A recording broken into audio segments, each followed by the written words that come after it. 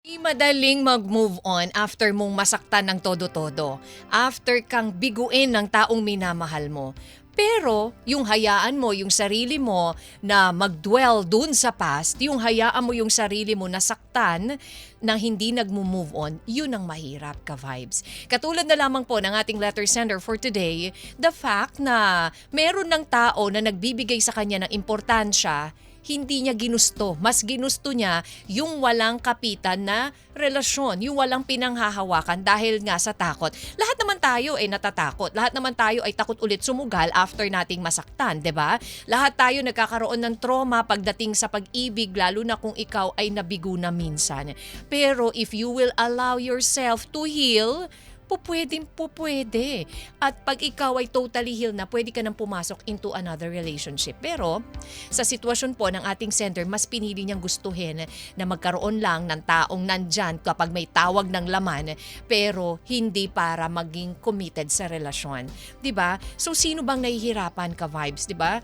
Ikaw lang din naman na nagpapahirap sa sarili mo kung ayaw mong bigyan ng chance ang pwede na sanang bigyan ng chance. Alam niyo 'yon? Mahirap pero kailangan nating gawin. Katulad na lamang po ng ating sender for today. Mali ba or tama ang ginawa nitong si Leia na makipag, something lang, parang friends with benefits lang dito kay Ram, or tuluyan na niyang kalimutan ito or bigyan ng chance yung taong nagbibigay at nagpapakita sa kanya ng pagmamahal. 0927-384-8639 ka-vibes. Or pwede po sa aming Facebook page 92.3 FM Radio or my FB page DJ Kathy G.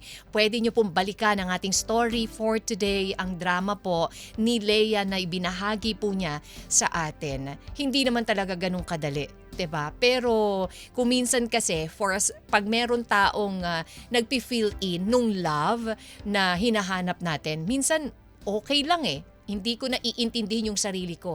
Pero isipin din natin na hindi all the time nandyan. Katulad ng anak nitong si Leia na si Lisa na nandyan. Darating din ang panahon na maghahanap din siya ng kanyang sariling pamilya. So you have to think, Leia. Isipin mong maigi.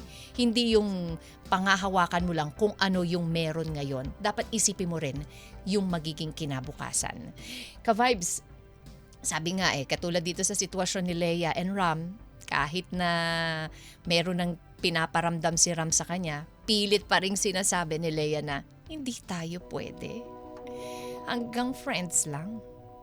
Dahil may anak na ako. Dahil takot ako.